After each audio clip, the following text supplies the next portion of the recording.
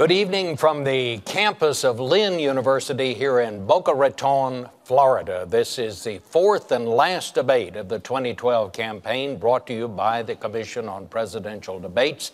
This one's on foreign policy. I'm Bob Schieffer of CBS News. The questions are mine, and I have not shared them with the candidates or their aides. The audience has taken a vow of silence, no applause, no reaction of any kind, except right now, when we welcome President Barack Obama and Governor Mitt Romney. Mr.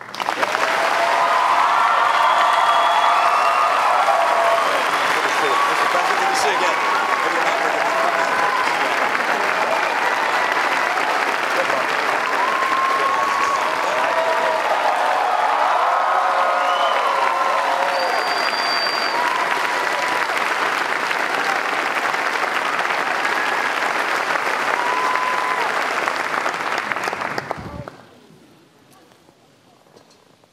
Gentlemen, your campaigns have agreed to certain rules, and they are simple. They've asked me to divide the evening into segments. I'll pose a question at the beginning of each segment. You will each have 2 minutes to respond, and then we will have a general discussion until we move to the next segment.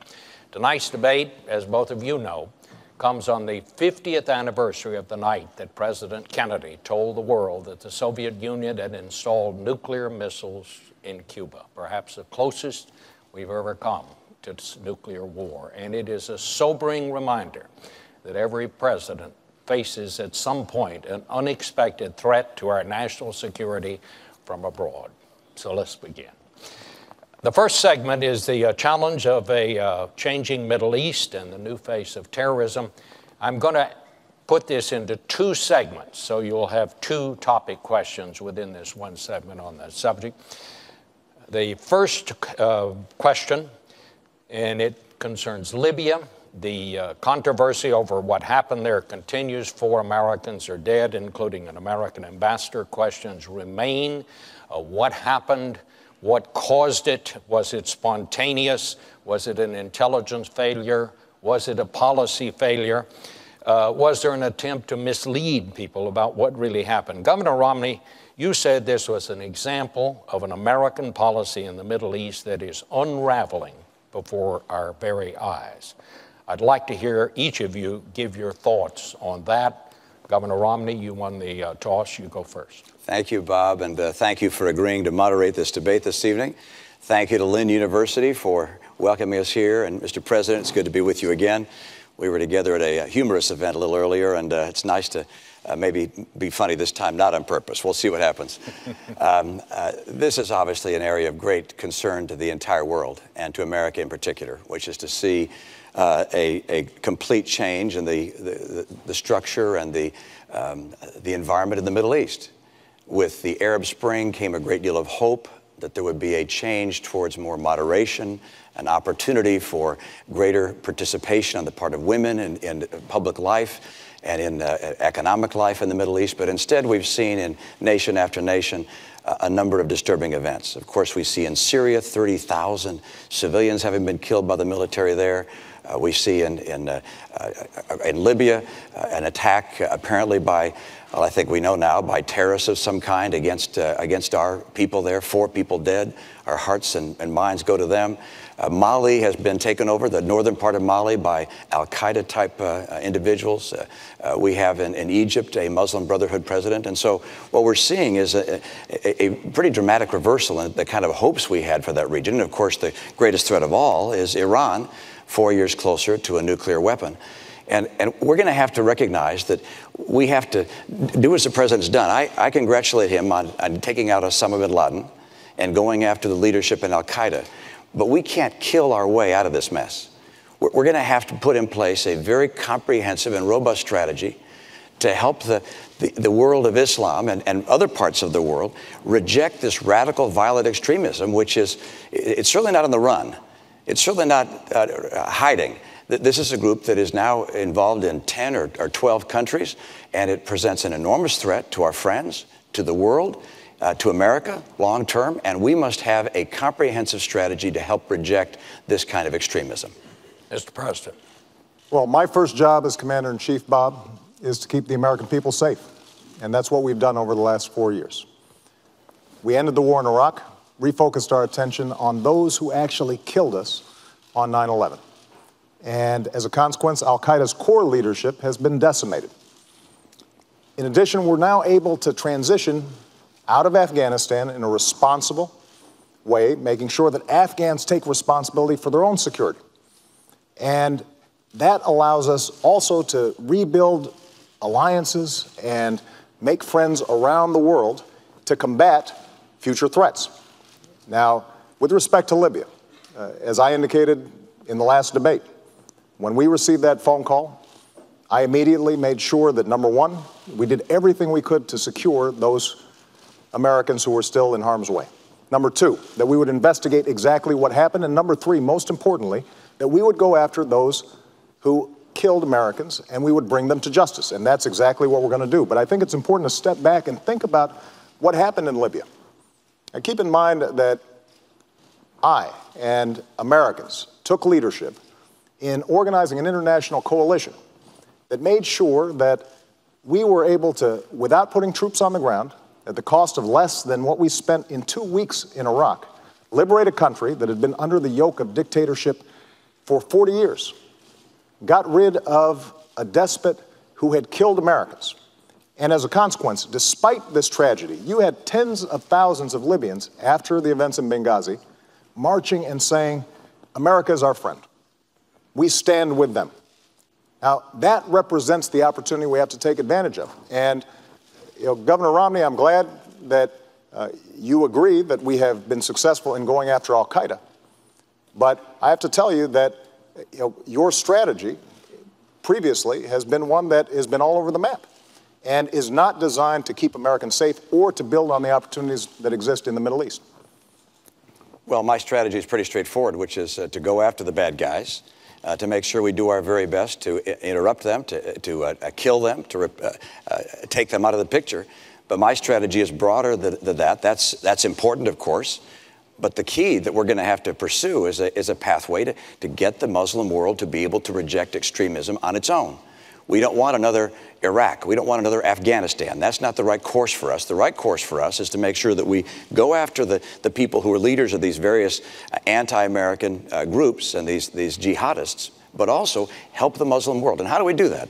The group of Arab scholars came together, organized by the UN, to look at how we can help the world reject these terrorists. And the answer they came up with was this: one, more economic development. We should key our foreign aid, our direct foreign investment, and that of our friends. We should coordinate it to make sure that we push back and give them more economic development. Number two, better education. Number three, gender equality. Number four, the rule of law. We have to help these nations create civil societies. But what's been happening over the last couple of years is, as we've watched this tumult in the Middle East, this rising tide of chaos occur, you see al-Qaeda rushing in, you see other jihadist groups rushing in, and they're throughout many nations in the Middle East. It's wonderful that Libya seems to be making some progress despite this terrible tragedy. But next door, of course, we have Egypt. Libya's 6 million population, Egypt 80 million population. We want to make sure that we're seeing progress throughout the Middle East, with Mali now having North Mali taken over by al-Qaeda, with Syria having Assad continuing to assassinate, or to kill, to murder his own people.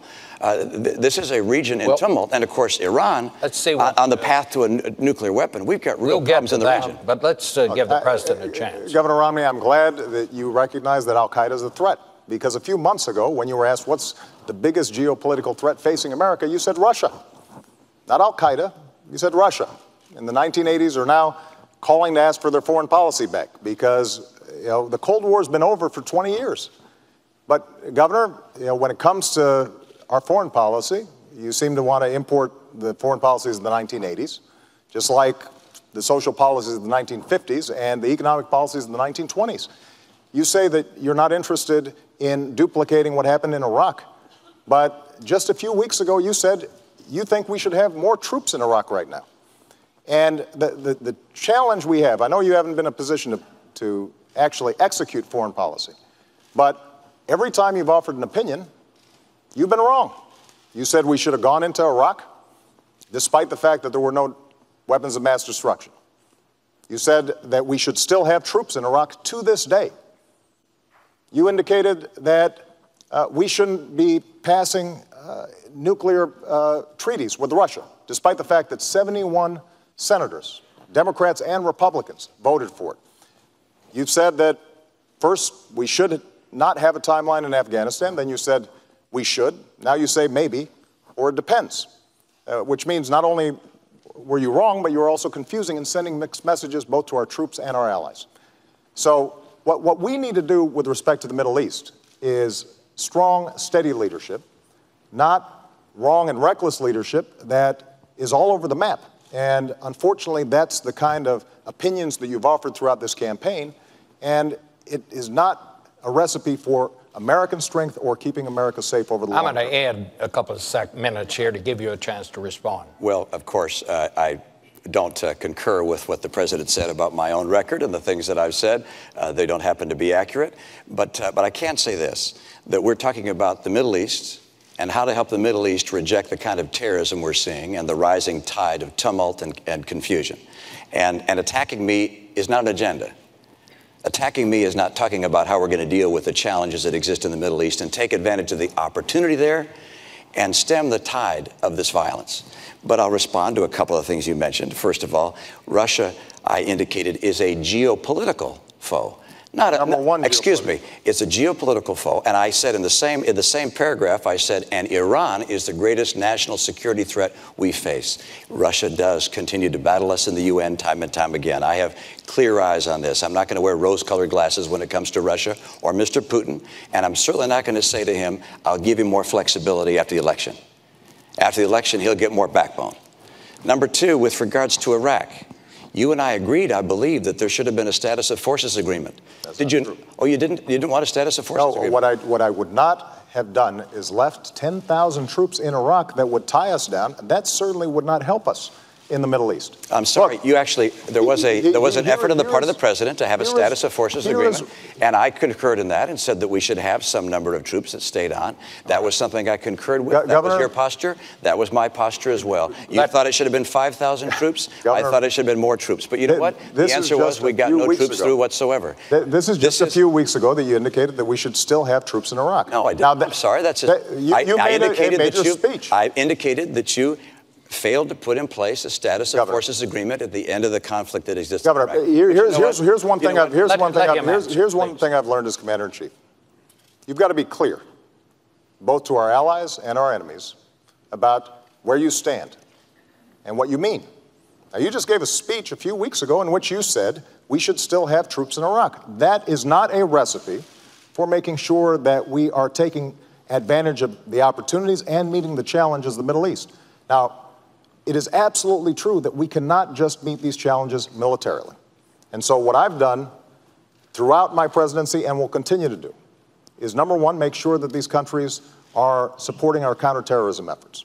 Number two, make sure that they are standing by our interests in Israel's security, because it is a true friend and our greatest ally in the region. Number three, we do have to make sure that we're protecting religious minorities and women, because these countries can't develop unless all the population, not just half of it, is developing. Number four, we do have to develop their economic capabilities. But number five, the other thing that we have to do is recognize that we can't continue to do nation building in these regions. Part of American leadership is making sure that we're doing nation building here at home. That will help us maintain the kind of American leadership that we need. Let me interject the second topic question in this segment about the Middle East and so on, and that is, you both mentioned, alluded to this, and that is Syria. War in Syria has now spilled over into Lebanon. We have, more than 100 people that were killed there in a bomb. There were demonstrations there, 8 people dead. Mr. President, it's been more than a year since you told Assad he had to go. Since then, 30,000 Syrians have died. We've had 300,000 refugees. The war goes on. He's still there. Should we reassess our policy and see if we can find a better way to influence events there, or is that even possible? And it's you go first, sir. What we've done is organize the international community, saying Assad has to go. We've mobilized sanctions against that government. We have made sure that they are isolated. We have provided humanitarian assistance, and we are helping the opposition organize, and we're particularly interested in making sure that we're mobilizing the moderate forces inside of Syria. But ultimately, Syrians are going to have to determine their own future. And so everything we're doing in consultation with our partners in the region, including Israel, which obviously has a huge interest in seeing what happens in Syria, coordinating with Turkey and other countries in the region that have a great interest in this. Now, what we're seeing taking place in Syria is heartbreaking. And that's why we are going to do everything we can to make sure that we are helping the opposition. But we also have to recognize that, for us to get more entangled militarily in Syria is a serious step. And we have to do so making absolutely certain that we know who we are helping, that we're not putting arms in the hands of folks who eventually could turn them against us or our allies in the region. And I am confident that Assad's days are numbered. But what we can't do is to simply suggest that, as Governor Romney at times has suggested, that giving heavy weapons, for example, to the Syrian opposition is a simple proposition that would lead us to be safer over the long term. Governor? Well, let's step back and talk about what's happening in Syria and how important it is. First of all, 30,000 people being killed by their government is a humanitarian disaster. Secondly, Syria is an opportunity for us because Syria plays an important role in the Middle East, particularly right now. Syria is Iran's only ally in the Arab world. It's their route to the sea. It's the route for them to arm Hezbollah in Lebanon, which threatens, of course, our ally Israel. And so seeing Syria remove Assad is a very high priority for us. Number two, seeing the replacement government being responsible people is critical for us. And finally, we don't want to have military involvement there. We don't want to get drawn into a military conflict. And so the right course for us is working through our partners and with our own resources to identify responsible parties within Syria, organize them, bring them together in a form of if not government, a form of council that can take the lead in Syria, and then make sure they have the arms necessary to defend themselves.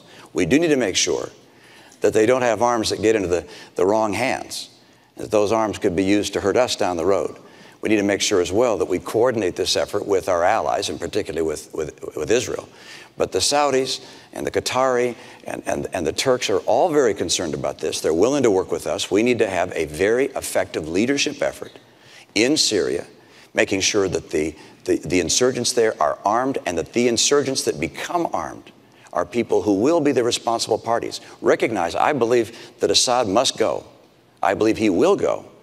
But I believe we want to make sure that we have the relationships of friendship with the people that take his place, such that in the years to come, we see Syria as a friend and Syria as a responsible party in the Middle East. This is a critical opportunity for America. And what I'm afraid of is that we've watched over the past year or so, first the president saying, well, we'll let the UN deal with it. And Kofi Annan came in and said, we're going to try to have a ceasefire. That didn't work.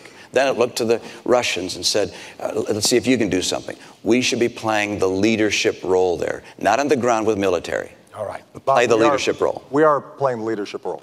We organized the Friends of Syria. We are mobilizing humanitarian support and support for the opposition. And we are making sure that those we help are those who will be friends of ours in the long term and friends of our allies in the region over the long term. But going back to Libya, because this is an example of how we make choices. When we went into Libya and we were able to immediately stop the massacre there because of the unique circumstances and the coalition that we had helped to organize, we also had to make sure that Muammar Gaddafi didn't stay there. And to the governor's credit, you supported us going into Libya and the coalition that we organized. But when it came time to making sure that Gaddafi did not stay in power, that he was captured, Governor, your suggestion was that this was mission creep, that this was mission muddle. Imagine if we had pulled out at that point. Muammar Gaddafi had more American blood on his hands than any individual other than Osama bin Laden. And so we were going to make sure that we finished the job. That's part of the reason why the Libyans stand with us. But we did so in a careful, thoughtful way, making certain that we knew who we were dealing with, that those forces of moderation on the ground were ones that we could work with. And we have to take the same kind of steady, thoughtful leadership when it comes to Syria. That's exactly what we're doing. Governor, can I just ask you, would you go beyond what the administration would do? Like, for example, would you put in no-fly zones over Syria? I don't want to have our military involved in Syria. I don't think there's a necessity to put our military in Syria at this stage, and I don't anticipate that in the future. As I indicated, our objectives are to replace Assad and to have in place a new government which is friendly to us, a responsible government, if possible. And I want to make sure they get armed and they have the arms necessary to defend themselves, but also to remove Assad. But I do not want to see a military involvement on the part of our troops. And this isn't going to be necessary. We have, with our partners in the region, we have sufficient resources to support those groups. But look, this has been going on for a year. This should have been a time for American leadership. We should have taken a leading role, not militarily, but a leading role organizationally, governmentally, to bring together the parties there, to find responsible parties. As you hear from intelligence sources even today, the insurgents are highly disparate. They haven't come together. They haven't formed a unity group, a council of some kind. That needs to happen. America can help that happen. And we need to make sure they have the arms they need to carry out the very important role, which is getting rid of Assad. Could we get a quick response, Mr. President? Because I want to ask about Egypt. I'll be very quick. What you just heard Governor Romney said is he doesn't have different ideas, and that's because we're doing exactly what we should be doing to try to promote a moderate Syrian leadership and an effective transition so that we get Assad out. That's the kind of leadership we've shown. That's the kind of leadership we'll continue to show. May I ask you, during the Egyptian turmoil, there came a point when you said it was time for President Mubarak to go. Right. Some in your administration thought perhaps we should have waited a while on that. Do you have any regrets about that? No, I don't, because I think that America has to stand with democracy. The notion that we would have tanks run over those young people who were in Tahrir Square, that is not the kind of American leadership that John F. Kennedy talked about 50 years ago. But what I've also said is that now that you have a democratically elected government in Egypt, that they have to make sure that they take responsibility for protecting religious minorities. And we have put significant pressure on them to make sure they're doing that. To recognize the rights of women, which is critical throughout the region. These countries can't develop if young women are not given the kind of education that they need. They have to abide by their treaty with Israel. That is a red line for us, because not only is Israel's security at stake, but our security is at stake if that unravels.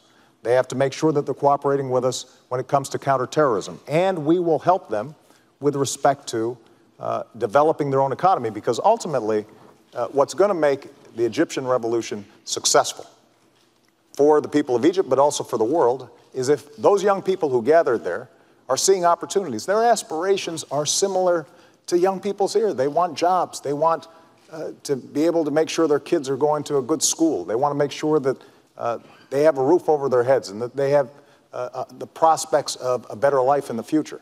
And so one of the things that we've been doing is, for example, organizing entrepreneurship conferences with these Egyptians to give them a sense of how they can start rebuilding their economy in a way that's non-corrupt, that's transparent. But what is also important for us to understand is that for America to be successful in this region, there's some things that we're going to have to do here at home as well. One of the challenges over the last decade is we've done experiments in nation building in places like Iraq and Afghanistan, and we've neglected, for example, developing our own economy, our own energy sectors, our own education system. And it's very hard for us to project leadership around the world when we're not doing what we need to do. Governor Romney, I want to hear your response to that, but I would just ask you, would you have stuck with Mubarak? No, I believe, as the president indicated and said at the time, that I supported his action there. I felt that I wish we'd have had a better vision of the future. I wish that looking back at the beginning of the president's term and even further back than that we'd have recognized that there was a growing energy and passion for freedom in that part of the world, and that we would have worked more aggressively with our friend and with other friends in the region to have them make the transition towards a more representative form of government, such that it didn't explode in the way it did. But once it exploded, I felt the same as the president did, which is these freedom voices in the streets of Egypt were the people who were speaking of our principles, and the President Mubarak had done things which were unimaginable, and the idea of him crushing his people was not something that we could possibly support. Let me step back and talk about what I think our mission has to be in the Middle East and even more broadly, because our purpose is to make sure the world is peaceful. We want a peaceful planet. We want people to be able to enjoy their lives and know they're going to have a bright and prosperous future and not be at war. That's our purpose. And the mantle of leadership for promoting the principles of peace has fallen to America. We didn't ask for it, but it's an honor that we have it. But for us to be able to promote those principles of peace requires us to be strong. And that begins with a strong economy here at home. And unfortunately, the economy is not stronger. When the president of Iran, Ahmadinejad, says that our debt makes us not a great country, that's a frightening thing. The former chief of the Joint Chiefs of Staff said that, Admiral Mullen, said that our debt is the biggest national security threat we face. We have weakened our economy. We need a strong economy. We need to have as well a strong military. Our military is second to none in the world. We're blessed with terrific soldiers and extraordinary technology and intelligence. But the idea of $1 trillion in cuts through sequestration and budget cuts to the military would change that. We need to have strong allies. Our association and connection with our allies is essential to America's strength. We're the great nation that has allies, 42 allies and friends around the world. And finally, we have to stand by our principles. And if we're strong in each of those things, American influence will grow. But unfortunately, nowhere in the world is America's influence greater today than it was 4 years ago. All right. And that's because we become weaker on each of those four dimensions. Perfect. You're going to get a chance to respond to that because that's a perfect segue into our next segment.